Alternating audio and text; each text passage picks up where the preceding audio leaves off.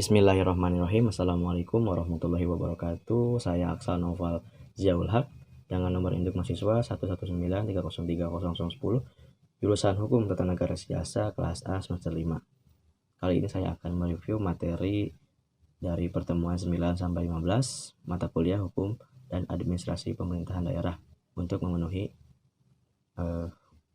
ujian akhir semester dengan dosen pengampu, yaitu dosen pertama Bapak Dr. Haji Ayi Sufyan MSc, dan dosen kedua itu Bapak Lutfi Fahruriza SSC MH. Nah, pada pertemuan 9 itu membahas terkait upaya pemekaran di daerah Bandung Timur. Nah, pemekaran di wilayah Kabupaten Bandung Timur ini melibatkan bagian timur wilayah Kabupaten Bandung, yang mana terdiri atas sejumlah 15 kecamatan gitu, dan 147 desa atau kelurahan. Nah, pembentukan Kabupaten Bandung Timur ini sudah ada sejak 2005 dengan jangka waktu kurang lebih sudah 16 tahun yang belum terrealisasikan. Nah, tujuan dari pemekaran Kabupaten Bandung Timur ini jelas untuk meningkatkan pelayanan publik yang optimal, mempercepat terwujudnya kesejahteraan masyarakat dalam memperkokoh keutuhan negara. Nah, rencananya atau wacananya pusat dari pemerintahan di Kabupaten Bandung Timur ini berada di Kecamatan Rancaikek. Nah, itu untuk pertemuan 9. Nah, untuk pertemuan 10 ini membahas terkait upaya pemekaran Garut Selatan. Nah, pemekaran di Kabupaten Garut Selatan ini sudah ada sejak 2013. Nah, hal ini mendapatkan respon yang sangat baik itu dari pemerintahan Kabupaten Garut. Nah, tapi hingga saat ini belum ada perkembangan yang dilakukan oleh pemerintahan pusat. Nah, untuk masyarakat sendiri sangat antusias gitu. Mereka ingin memisahkan diri dari Kabupaten Garut. Nah, karena Kabupaten Garut Selatan ini memiliki potensi yang mana sumber daya alamnya ini sangat berlimpah gitu dan beragam.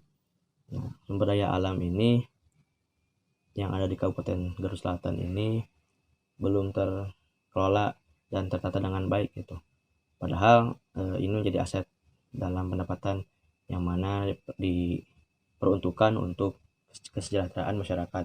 Nah, terdapat 16 kecamatan yang memisahkan diri dari Kabupaten Garut gitu. Tapi hanya 15 kecamatan yang mengalami dan menyetujui pemekaran itu.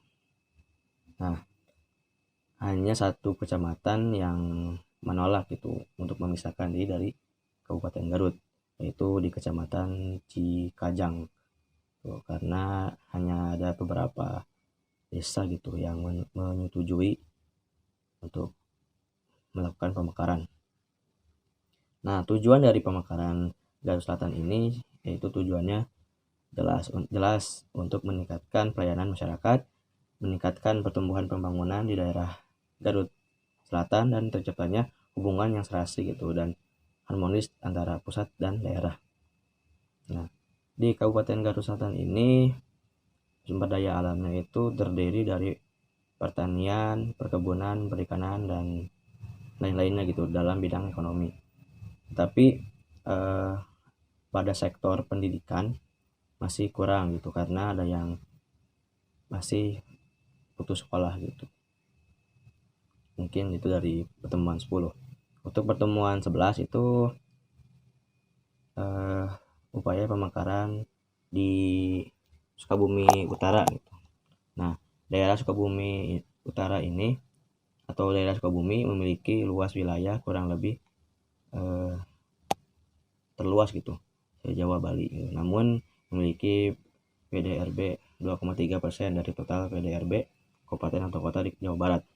Nah, dengan perkembangannya wilayah yang lambat, Kabupaten Sukabumi terbagi menjadi dua bagian yang berbeda karakteristik umum wilayahnya, yaitu Sukabumi Utara dan Sukabumi Selatan. Hal ini menimbulkan itu kesenjangan dan alasan kurang optimalnya kinerja pemerintah dalam meningkatkan kesejahteraan masyarakat, sehingga ada wacana gitu pemekaran wilayah Kabupaten Sukabumi menjadi dua opsi, yaitu 3 daerah otonomi baru atau DOB dan 2 DOB. Nah, kurang lebih ketika 2009 atau 11 tahun yang lalu, tepatnya 30 Agustus 2009 itu, Paripurna Pemekaran Kabupaten Sukabumi Utara diketuk palu sebagai tanda atau bentuk persetujuan antara eksekutif dan legislatif di tingkat provinsi atau di Kabupaten Sukabumi Utara dan wilayah lainnya sebagai calon daerah otonomi baru atau CODB. Nah, tapi kenyataannya Sukabumi ini belum terwujud dimekarkan.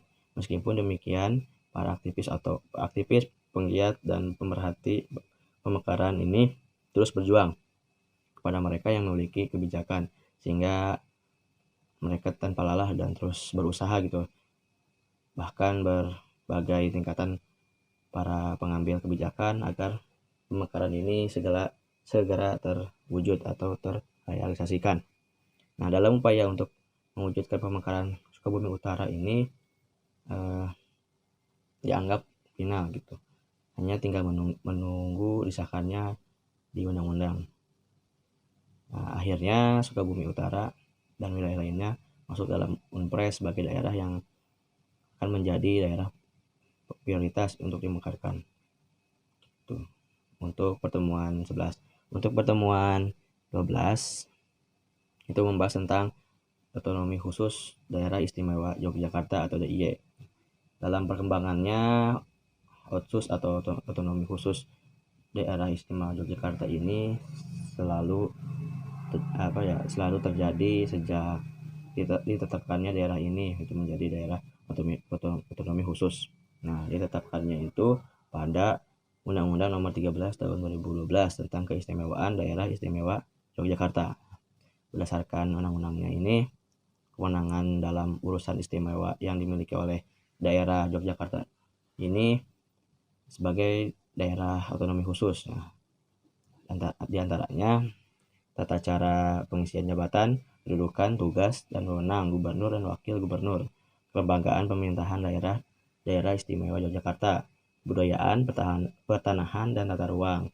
Nah, sehingga bisa dilihat berdasarkan UU nomor 13 tahun 2012 tentang keistimewaan daerah istimewa Yogyakarta itu jelas mengatur apa yang menjadi keistimewaan di daerah tersebut itu untuk menjalani roda pemerintahan atau menjalani otonominya. Pada selanjutnya pertemuan 13. Pertemuan 13 itu membahas terkait daerah khusus Nanggro Aceh Darussalam atau NAD. Nah, keistimewaan dari Aceh ini adalah pengakuan bangsa Indonesia gitu pada daerah Aceh yang memiliki nilai-nilai hakiki masyarakat secara turun-temurun. Bahkan nilai-nilai tersebut telah menjadi sebagai landasan spiritual, moral, dan kemanusiaan masyarakat Aceh, sebagaimana yang dijelaskan pada Undang-Undang Nomor 44 Tahun 1999 gitu tentang penyelenggaraan keistimewaan Provinsi Daerah Istimewa Aceh. Nah, Aceh ini terkenal sangat menjunjung tinggi nilai agamanya gitu. Dilihat karena presentasi penduduknya itu tertinggi gitu, penduduk muslimnya itu tertinggi di Indonesia gitu, dan mereka hidup sesuai dengan syariat Islam gitu. Sumber daya alam yang dimiliki oleh Aceh itu diatur sendiri gitu, ada seperti minyak bumi dan gas alam gitu. Itu untuk pertemuan 13. Untuk pertemuan 14 itu terkait tentang otonomi khusus Papua. Nah, otonomi khusus bagi Provinsi Papua ini yaitu kewenangan khusus yang diakui dan diberikan kepada Provinsi Papua gitu untuk mengatur dan mengurusi kepentingan masyarakat setempat. Nah, terus memprakarsai sendiri berdasarkan aspirasi dan hak-hak dasar masyarakat Papua itu sendiri. Nah, pada otonomi khusus Papua ini termaktub atau tertera dalam Undang-Undang Nomor 21 Tahun 2011. Nah, yang diubah dengan Perpu nomor 1 tahun 2008. Nah, di dalamnya itu terdapat upaya pemerintahan pusat dalam mencegah disintegrasi bangsa yang sangat mungkin terjadi gitu di wilayah Papua dengan alasan perbedaan ras orang Papua asli gitu dengan penduduk Indonesia pada umumnya.